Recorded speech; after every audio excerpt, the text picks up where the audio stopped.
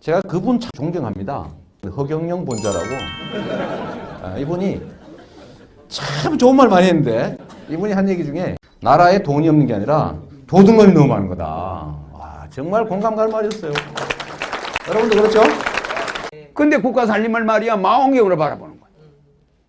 그러니까 국가 예산 낭비를 이거를 뒤죽박죽 쓰면 안 되는 거예요. 이게 딱 남을 바라볼 때는 망원경으로 보지만 자기 업무를 바라볼 때는 현미경으로 봐야 되는 거예요. 이 돈을 내가 어떻게 써야 이게 국가를 위해서 잘 쓰는 건가.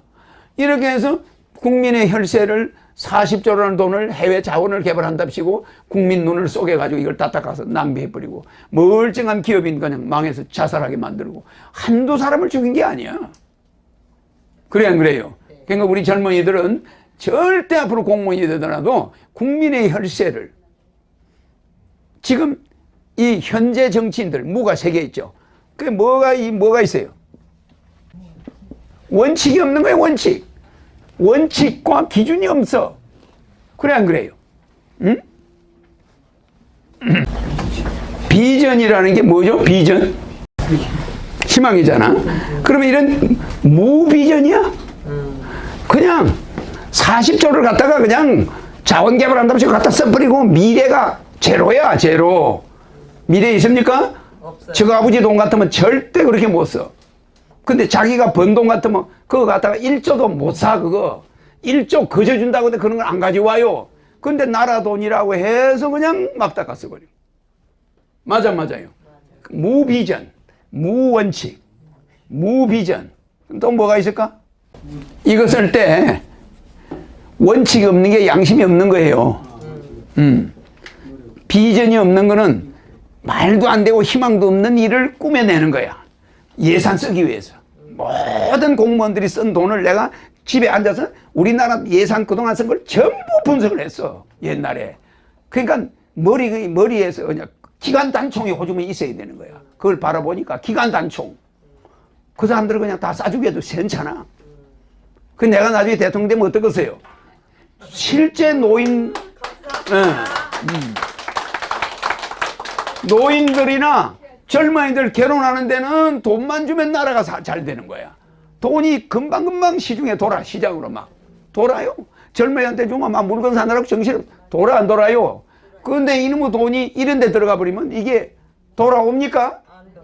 40조가 해외에다 갖다 집어줬는데 송금한 돈이 소통이 됩니까? 우리나라에? 1년에 해외여행비를 얼마 쓰는지 알아요? 우리가? 해외여행비 150조를 써요.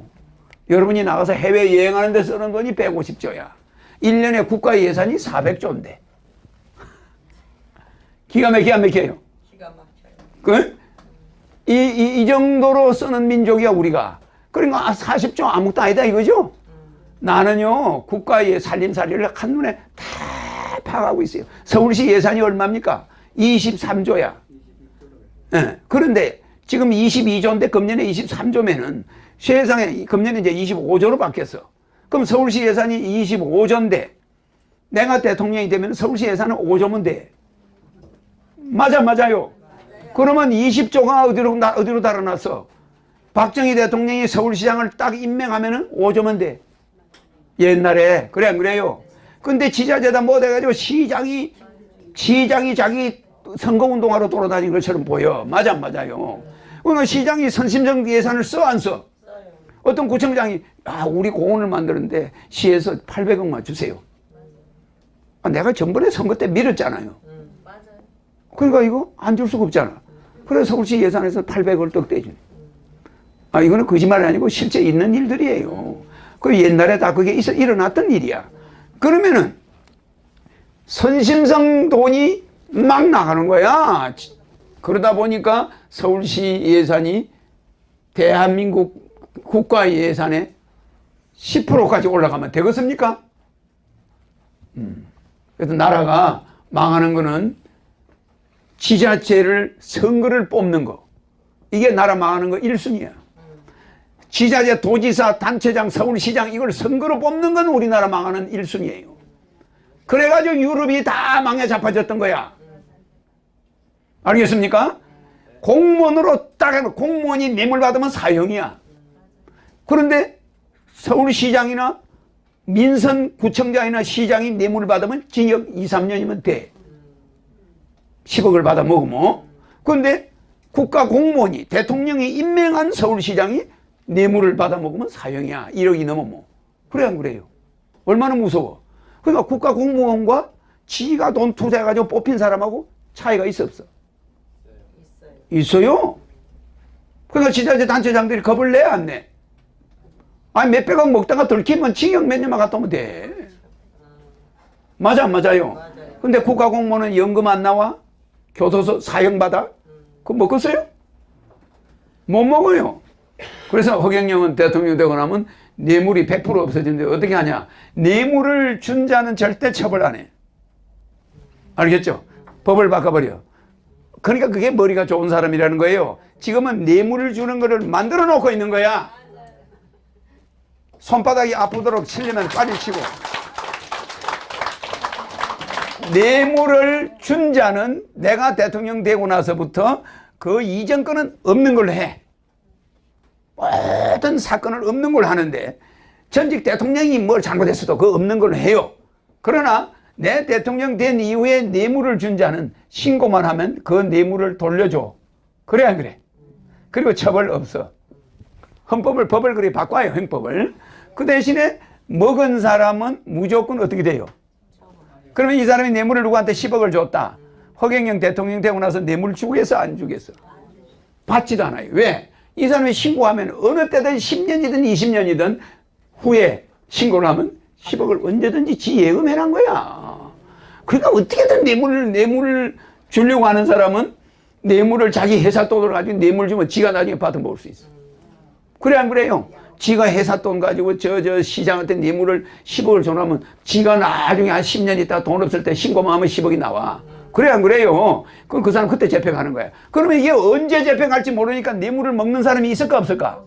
없어. 부자지간도 먹을까 안 먹을까? 안 먹어. 아들이 줘도 아버지가 안 먹어.